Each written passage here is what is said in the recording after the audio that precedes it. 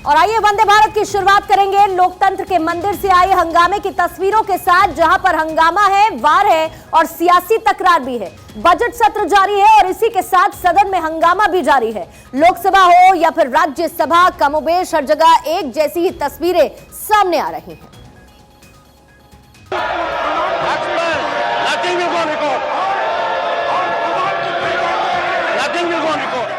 यह हंगामे की तस्वीर लोकतंत्र की उस मंदिर की है जहां से देश का भविष्य तय होता है।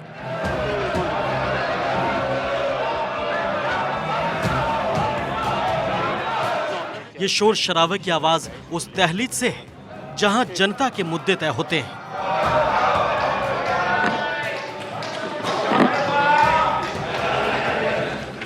संसद के बजट सत्र का 9वां दिन बस तारीख बदली है, लेकिन हंगामा और हो हल्ला की तस्वीरें जस की तस। Sorry. Take your seat. Rajya Sabha में कार्यवाही के दौरान नारेबाजी करते हुए विपक्ष के सांसद वेल में आ गए।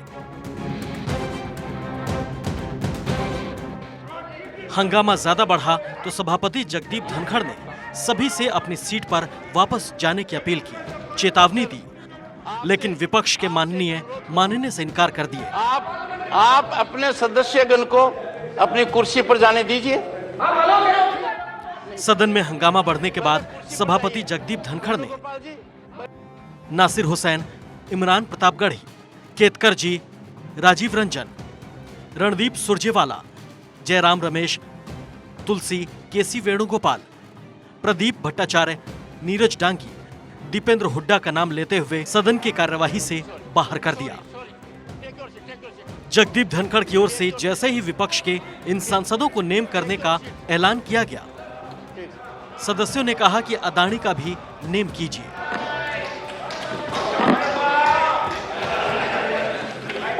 कमोबेश यही तस्वीर लोकसभा से भी सामने आई। केंद्रीय स्वास्थ्य मंत्री डॉक्टर मनसुख मांडविया और डीएमके सांसदों के बीच बहस हुई। इधर भी हंगामा जोरदार हुआ। बजट सत्र के दौरान लगातार हंगामा जारी है। जनता के मुद्दों की जगह शोर शराबे की गूंज है। आने वाले दिनों में देखकर यही लगता है कि हंगामा भी थमने वाला नहीं।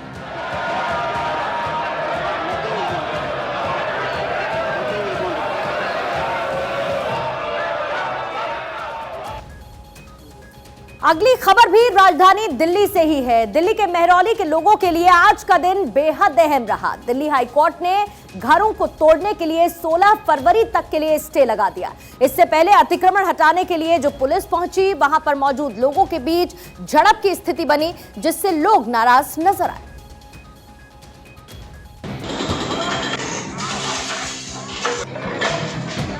बच्चे लेके कहां जाएंगे?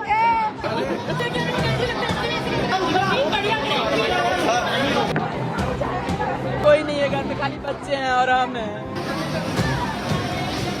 इससे बढ़िया क्या होगा कि इंसाफ के लिए छटपटाते 3000 परिवारों के मुस्तकबिल पर इंसाफ की अदालत अपने वजन का हुक्म रख दी। इससे शानदार क्या होगा कि घरों को न तोड़ने की रोक लगाने की मांग रंग लाई। दिल्ली के मेहरौली में 3000 घरों को तोड़ने का फरमान जारी हो गया था। इधर विरोध भी शुरू हो गया था। डीडीए की ओर से जमीन खाली करने का नोटिस पहले ही दिया जा चुका था। नोटिस के बाद भी जमीन खाली नहीं करने पर यह कार्रवाई की जा रही थी। डीडीए की टीम भारी सुरक्षा के साथ एक्शन लेने पहुंची थी, लेकिन बड़ी तादाद में जमा होकर स्थानीय लोगों ने इसका विरोध शुरू कर दिया। 3000 परिवार अपने आशियानों को लेकर आशंकित थे। कोर्ट ने फैसला सुनाया, फिलहाल मेहरौली के लोगों से छत नहीं छीनी जाएगी। कोर्ट ने 16 फरवरी तक डिमोलिशन पर रोक लगा दी है। दरअसल मेहरौली में हो रही कार्रवाई पर आम आदमी पार्टी विधायक सोमनाथ भारती और विधायक नरेश यादव इसे रोकने पहुंचे थे। सोमनाथ भारती ने दावा किया कि इस दौरान उन्हें पुलिस ने डिटेन कर लिया। आम आदमी पार्टी ने नरेश यादव और सोमनाथ भारती को गिरफ्तार करने का आरोप लगाया। दूसरी ओर पुलिस अधिकारियों का कहना है कि जिस जमीन पर अतिक्रमण हटाने का अभियान चल रहा था, वो मेहरौली पुरातत्व पार्क का हिस्सा है, जो विकास कार्य में बाधा बन रहा है। फिलहाल कोर्ट के अहाते से निकला ये फैसला मेहरौली के लोगों के लिए खुशियां लेकर आया है। अदालत के इस फैसले से लोग खुश हैं, उनके लिए संतोष देने वाला है। उत्तर प्रदेश की राजधानी लखनऊ में ग्लोबल इन्वेस्टर समिट का आयोजन किया जा रहा है। राजधानी सजी हुई है, दिग्गजों का जमावड़ा लगा है। प्रधानमंत्री मोदी ने आज इस समिट का उद्घाटन किया। सीएम योगी ने बताया कि इन्वेस्टर समिट में अब तक 32 लाख करोड़ रुपए के निवेश का प्रस्ताव आ चुका है। लेकिन हैरत तो यह है कि विपक्ष को उत्तर प्रदेश के विकास की ये नींव रास नहीं आ रही है।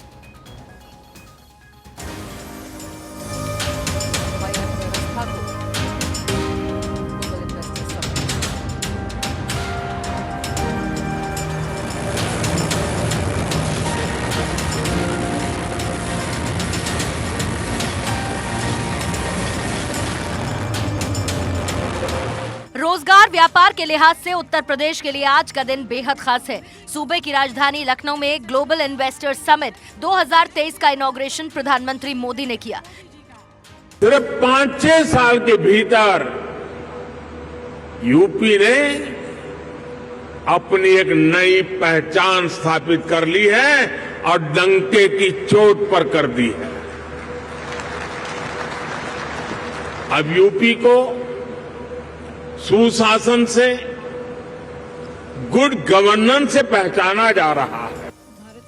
वहीं इसके साथ प्रधानमंत्री ने यूपी की कानून व्यवस्था की जमकर तारीफ की। यूपी को परंपरा और आधुनिकता का समावेश बताया। मुझे खुशी है कि नई वैल्यू और सप्लाई चेन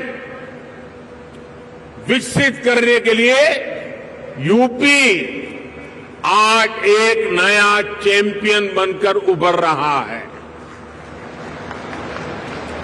परंपरा और आधुनिकता से जुड़े उद्योगों का,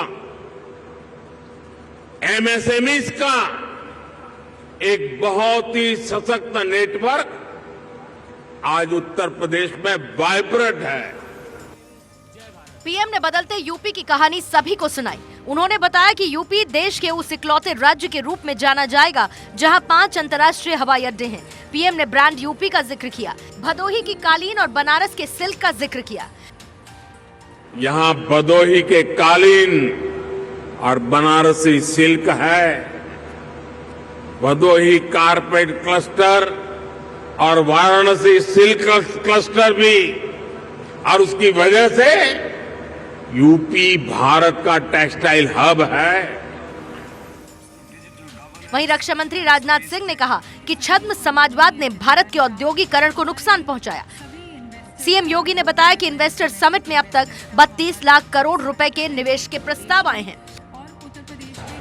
इस निवेश महाकुंभ में अब तक हमारे पास 18,643 कुल एमओयू हमारे साथ वर्तमान में हुए हैं और जिनके माध्यम से प्रदेश को अब तक 32,92,000 करोड़ रुपए के निवेश के प्रस्ताव हमें प्राप्त हो चुके हैं, जिनके माध्यम से प्रदेश के अंदर 92,50,000 से अधिक यहां पे नौकरी और रोजगार की संभावनाएं जिनके माध्यम से प्रदेश के अंदर होंगी। इसी ग्लोबल इन्वेस्टर समिट से लाखों लोगों को रोजगार मिलेगा। लेकिन हैरत की बात यह है कि विपक्ष को यूपी के विकास की रफ्तार रास नहीं आ रही। ये रोडवेज में इसलिए वृद्धि की है कि जो इन्वेस्टमेंट मीट हो रही है लखनऊ में, उसका पैसा कहां से आएगा। जो निवेश के लिए बड़े बड़े उद्योगपति बुलाए गए हैं, उस खर्चे को निकालने के लिए इन्होंने गरीबों की बस का किराया महंगा किया है। अखिलेश ने इस इन्वेस्टर समिट को विकास नहीं बल्कि विनाश बताया, जनता को ठगने का दावा किया। तो दूसरी ओर कांग्रेस भी इस इन्वेस्टमेंट समिट को लेकर हमलावर है। सवाल वही कि आखिर रोजगार के मौके देने वाले इस समिट से विपक्ष को ऐतराज क्यों है। एक राह दिखाई है आगे और बढ़ने की, और एक सभी में नया उत्साह, नया जोश। तो उत्तर प्रदेश में ग्लोबल इन्वेस्टर्स समिट के दौरान कई बड़े उद्योगपति शामिल हो रहे हैं जो कि यूपी में बड़ा इन्वेस्टमेंट करने जा रहे हैं और इसका फायदा उत्तर प्रदेश के लोगों, खासकर युवाओं को पहुंचने वाला है। जैसे अगर निवेश की बात करें तो रिलायंस इंडस्ट्रीज अगले 4 साल में रिलायंस इंडस्ट्रीज यूपी में 75,000 करोड़ का इन्वेस्टमेंट करेगी।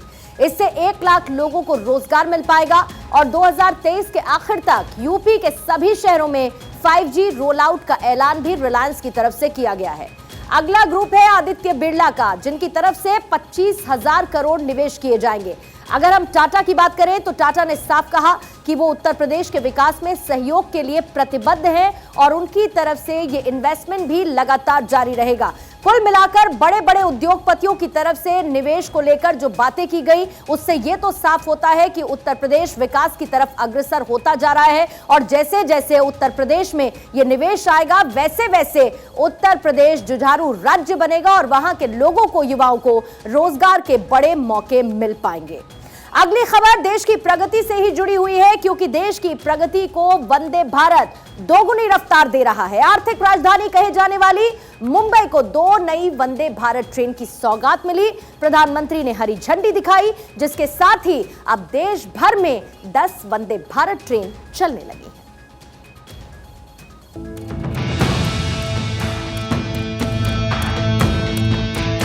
देश के विकास में वंदे भारत ने नई रफ्तार दी है। मुंबई को 2 और वंदे भारत की सौगात मिली। प्रधानमंत्री ने हरी झंडी दिखाई। एक ट्रेन मुंबई से सोलापुर और दूसरी मुंबई से शिरडी तक चलेगी। पीएम ने बताया कि आज वंदे भारत का क्रेज देश भर में देखने को मिल रहा है। मुंबई को आज 2 वंदे भारत ट्रेनें मिली हैं। हमें अपने पब्लिक ट्रांसपोर्ट सिस्टम को सुधारना होगा। भारतीय रेल के लिए विशेष रूप से मुंबई और महाराष्ट्र की आधुनिक कनेक्टिविटी के लिए बहुत बड़ा है। आज पहली बार एक साथ 2 वंदे भारत ट्रेनें शुरू हुई है। ये वंदे भारत ट्रेनें मुंबई और पुणे जैसे देश के आर्थिक सेंटर्स को हमारे आस्था के बड़े केंद्रों से जोड़ेंगी। पूरे देश की बात करें तो अब देश भर में 10 वंदे भारत ट्रेनें चलने लगी हैं। पीएम ने कहा कि मुंबई, नासिक और पुणे के पर्यटन को बढ़ावा मिलेगा। यह आधुनिक भारत की बहुत ही शानदार तस्वीर है। देश के 17 राज्यों के 108 जिले वंदे भारत एक्सप्रेस से कनेक्ट हो चुके हैं। एक जमाना था जब सांसद चिट्ठी लिखा करते थे कि हमारे क्षेत्र में ट्रेन का स्टॉपेज दिलवा दीजिए। अब देश के सांसद वंदे भारत ट्रेन चलवाने की मांग करते हैं। इस बार के बजट में भी कनेक्टिविटी पर जोर दिया गया है। 10 लाख करोड़ रुपए इंफ्रास्ट्रक्चर के लिए रखे गए हैं। इसमें रेलवे का हिस्सा 2.5 लाख करोड़ रुपए है। महाराष्ट्र के रेल बजट में ऐतिहासिक वृद्धि हुई है।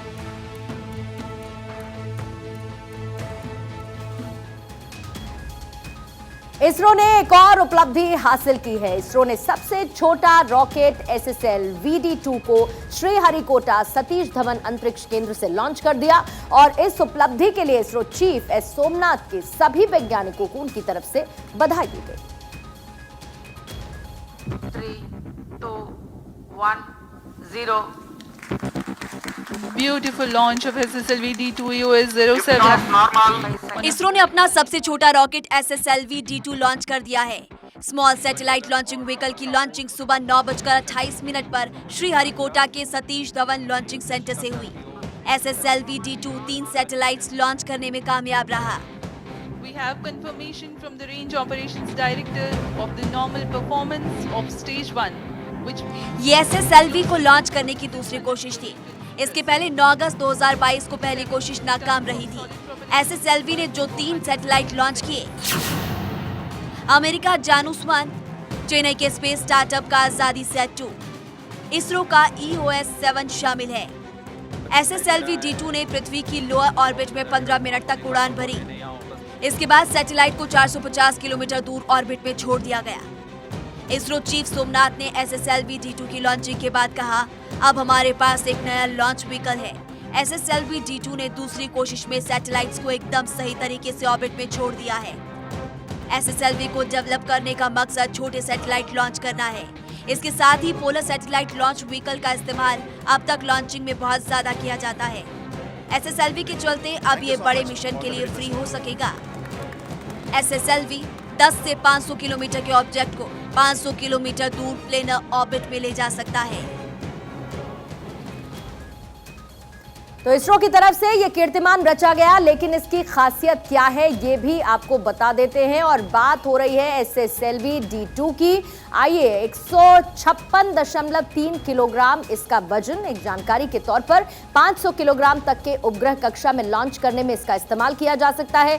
किफायती कीमत में उपग्रह लॉन्च करने की यह सुविधा देता है और पूरी तरह से इसे इसरो ने तैयार किया है। यानी कि अगर इसे स्वदेशी कहा जाए तो बिल्कुल भी गलत नहीं होगा। दूसरी तरफ इसरो की तरफ से रचा गया यह कीर्तिमान भारत की तरक्की में 4 चांद लगाता हुआ नजर आता है और दूसरी कोशिश में इसरो को मिली है यह बड़ी कामयाबी। अगली खबर का रुख करते हैं और बात तकनीक की हो रही है, तो हम लगातार तकनीक पर निर्भर होते जा रहे हैं। अब आर्टिफिशियल इंटेलिजेंस यानी कि AI का कमाल यह है कि वो बड़े बड़े एग्जाम को क्रैक कर रहा है। जी हां, बिल्कुल ठीक सुना आपने। ChatGPT ने सबसे मुश्किल मेडिकल एग्जाम को क्रैक कर लिया, जिससे वैज्ञानिक भी हैरान रह गए हैं।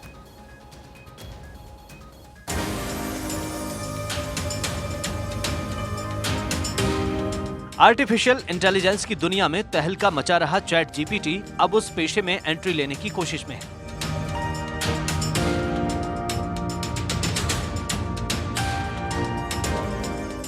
जी हां, इस AI ने ऐसा कमाल कर दिखाया है जिसके बाद सबसे सुरक्षित माने जाने वाले प्रोफेशन को लेकर भी एक्सपर्ट्स के मन में छोटा सा शक पैदा हो गया है।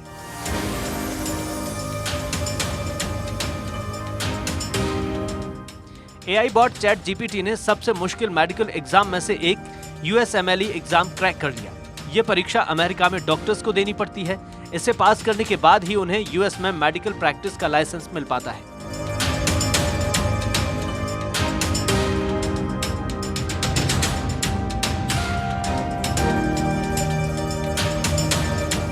USMLE यानी United states medical licensing examination.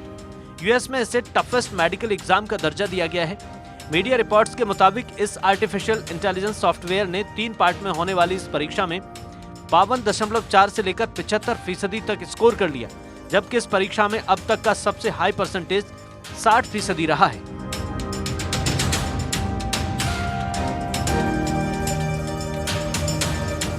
Medical licence exam के लिए ChatGPT का एक टेस्ट एक हेल्थ टेक कंपनी के रिसर्चर्स ने किया है।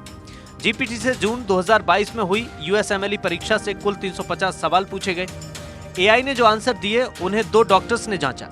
इवैल्यूएशन में कोई गलती न रह जाए, इसके लिए एक तीसरा मेडिकल एक्सपर्ट ने पूरी आंसर शीट की दोबारा जांच की। इस टेस्ट के बाद उन्होंने कहा कि यह परीक्षा अपने टफ लेवल के लिए जानी जाती है। इसमें पासिंग स्कोर हासिल कर लेना, वो भी बिना किसी मानवीय मदद के, ये अपने आप में एक मील का पत्थर है। ये साबित करता है कि क्लिनिकल इंडस्ट्री और मेडिकल एजुकेशन में AI कारगर साबित हो सकता है।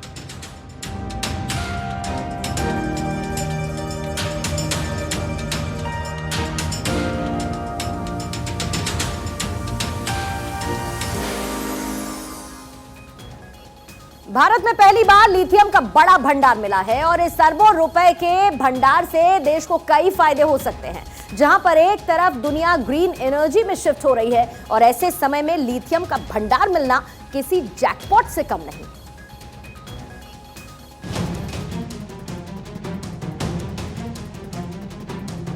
देश में पहली बार जम्मू कश्मीर के रियासी जिले में लिथियम का बड़ा भंडार मिला है। लिथियम के भंडार की ये पहली साइट है जिसकी भारतीय भूवैज्ञानिक सर्वेक्षण ने रियासी जिले में पहचान की है। एक हिस्टोरिकल फीट है पूरे जम्मू कश्मीर की हिस्ट्री में, नहीं भारतवर्ष के लिए एक बहुत बड़ा आयाम हमने छू लिया है। अब हम एक ग्लोबल मैप पे आ गए हैं। इलेक्ट्रिक व्हीकल और मोबाइल फोन जैसे उपकरणों की बैटरी में इस्तेमाल होने वाले लिथियम को दूसरे देशों से आयात किया जाता है। रियासी जिले में अब इसके भंडार के दोहन से देश की आयात पर भी निर्भरता कम होगी।